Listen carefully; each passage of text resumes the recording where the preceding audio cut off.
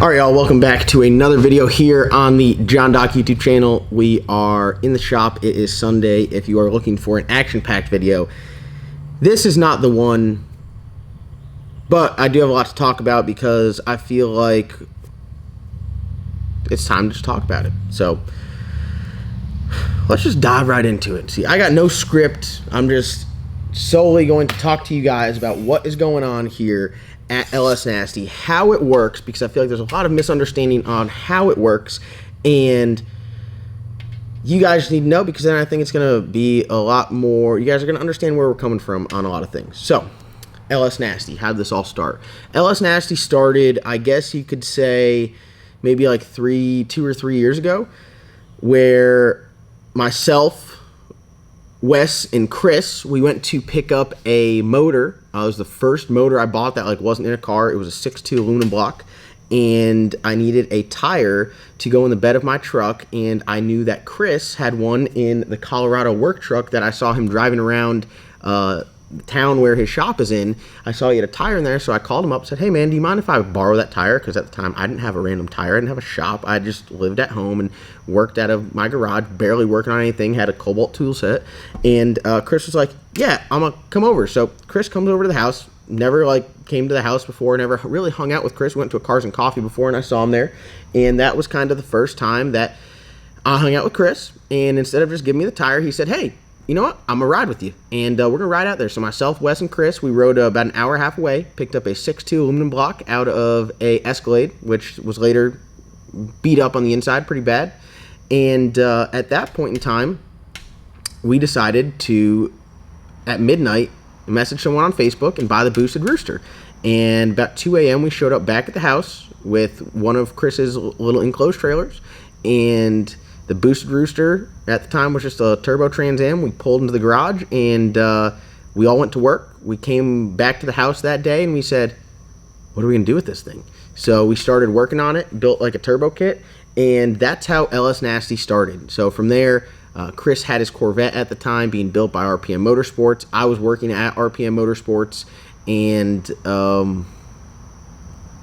we had the Trans Am that we were kind of messing with on the side. Huron Speed was like my first big sponsor. John over at Huron Speed came on board and sent us a turbo kit. Strange, we got set up with Strange at that point in time. They sent us rear end components, and that's kind of really where the ball got rolling. Ben came by the shop. Ben was working at a dealership. He came by Chris's shop. Now, Chris had a shop where he was doing his normal day-to-day business, and it had a one-bay shop out back, and that's where Ben did most of the work. You know, I really wasn't working on stuff at the time, but he did a lot of the work on the Trans Am, got that going all after hours. Everyone was working their day jobs, and at night we'd go there, and that is really how LS Nasty started. So if you go from then till now, LS Nasty has changed quite a bit. We went from, you know, just having fun, I guess, to a little bit more serious. For me, this is my business, not LS Nasty itself, but the YouTube, the apparel line. This is what I do. So I come here, this is where I do my work, I film my videos, I make my content here, and then all of my merchandise is all done third party at a local shop down the road, and they do an absolutely amazing job, the trophy case. So this is where one of my main sources of income. I also do the storm work, which is another main source of income. Now that you guys kind of understand how that works and my relationship with Chris, so Chris has got a bunch of race cars, I got a bunch of race cars, and that kind of makes up the racing program side of LS Nasty, and that is kind of where we have decided it needs to stay. We kind of tried to do the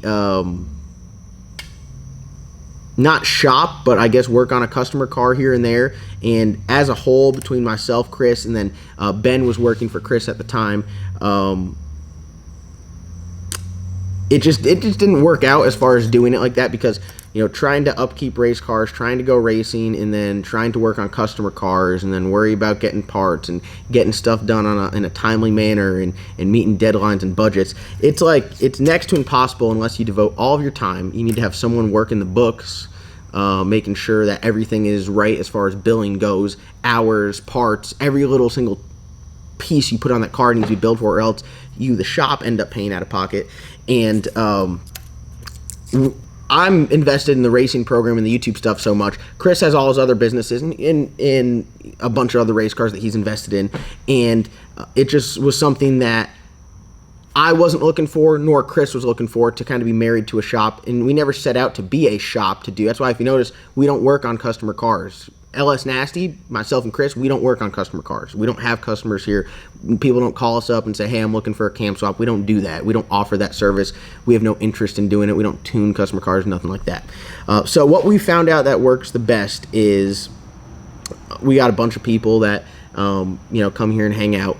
Phil runs Black Belt Performance. He rents some shop space, and Ben is running BDE. And so he has some shop space as well. So they are two separate entities that work out of the building that says LS Nasty Racing on it. So for those of you guys that were asking where Ben is or was, I saw some people were like, he's working for Justin Swanstrom or all this stuff. Like he's in the shop working, but he's working on customer cars that he gets, he bills for, he gets the parts for, and he does all that. So, if you say, hey, I want an LS swap, you contact Ben on Instagram or Facebook or however you want to get up with him, and you schedule with him, and if he has time or the interest to do the work, then he'd bring you in and do it as BDE, not as LS Nasty. As far as the race program goes, we have definitely, from where we started, changed quite a bit. We started, I had the cow, Chris had the vet, and then we had the boosted rooster, and going 550s, just testing, tuning, having some fun, pulling wheelies, to trying to run competitive, 28 races in small block boost, and talk about running Pro 275. The program changed. I want to be a race car driver growing up. That's what I wanted to do. So doing test and tune's fun. I get to drive a race car, but you ain't no race car driver. Everyone's dream as a kid is to be a race car driver, and that's what I want to do. So going and running Pro 275, is that a dream? I didn't know what I wanted to run. I just wanted to be a race car driver. So, yeah, I think it's the dream, and the opportunity is presenting itself. So, if you look at where we started from, just, doing some junkyard motors, putting some stuff together as our race car, to now, we got some badass TKM power plants. We got, Holley EFI on board. We got some Proline power. And we're close with all these companies. The scope of what we do has changed so much. We went from, kind of having just some fun, testing, tuning, going to the track, to, well, now we got everything to be like a race team. So why don't we act like a race team? And as that happened, we changed personnel a little bit. Yeah, a little bit. We have some great support tuning with Kevin Mullins, and then Matt as well. Matt has been a huge asset to the program because we are just really tidying everything up, And the reason that Matt came on board is we kind of had a void in what we were doing. Stuff was just getting tore up that shouldn't be getting tore up. I mean, it's like it's tough to say, but that's honestly what happens. Parts were getting broken that shouldn't be broken. Stuff's getting messed up that shouldn't be getting messed up. Communication errors that were leading to catastrophic failures. Motors getting blown up. And honestly, after a while, I mean, dude, it's expensive. If you think that we're out here racing, with, a few $1,000s, that's false. It takes a lot of money to just build the cars, let alone have to redo a motor for something that, something small that caused a lot of damage. I know I see a lot of comments, everyone saying, man, where's Ben? Where's Ben? Where's Ben? Where's Ben? The answer to that is Ben is working. He's doing his own thing at the shop. He's working on customer cars. Why doesn't Ben come to the track? Sometimes he doesn't come to the track because he's doing other things, or other times it's because I go to the track on a Tuesday to test because it's my job, and he's here working on stuff. To answer the question, is Ben tuning my stuff? No. Matt does really all the trackside tuning. Kevin does like the dyno tunes and gets everything like dialed in. We do the health check on the dyno, and then from there, any tuning adjustments that we make, Matt's doing. Matt's helping us with the chassis setup. Matt's really good with the Hollies, really good with the wiring. So Matt has kind of taken over a number of roles. I'd say a crew chief aspect to LS Nasty. We have a bunch of amazing companies and people supporting what we do, but we were always kind of lacking that crew chief position. and Matt was the perfect fit for it. Matt's been racing for a while. Do any of us know everything? Not at all. No, not even close. We're not trying to come off as knowing everything. All we do is we go out there, race, we try to make the best decisions and make the best judgment calls at that point in time to hopefully be as successful as we can. And then we record it and show you guys exactly what we're doing.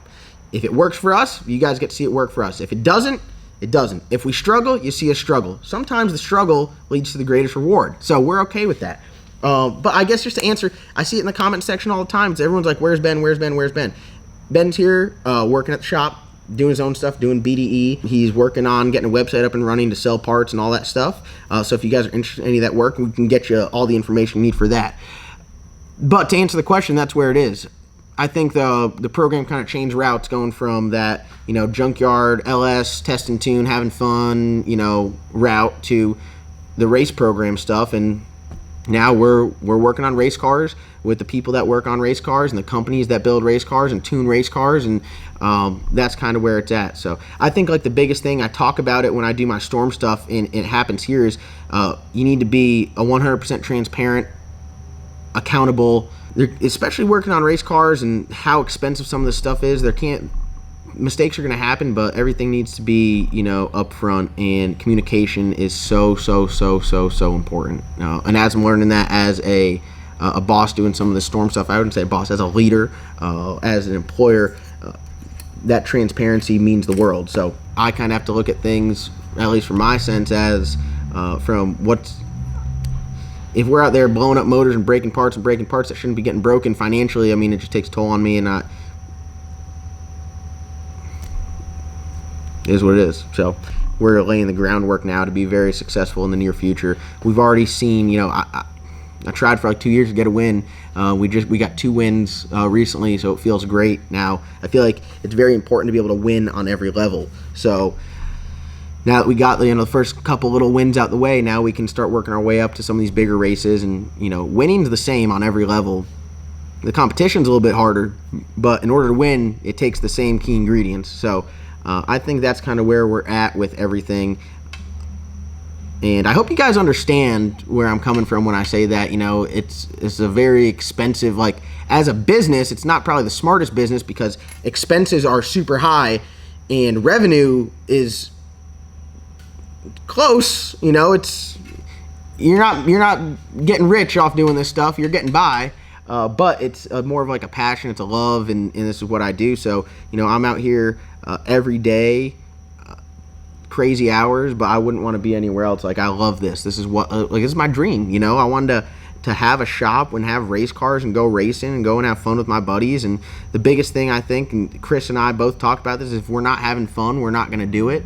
And we've been having fun this whole time. Yeah, there's ups and downs, but you got to fight through that adversity and keep on grinding. So I guess in hindsight, the truth about LS Nasty is, we'll wrap it up here with maybe 4 or 5 points, is this is LS Nasty. All right.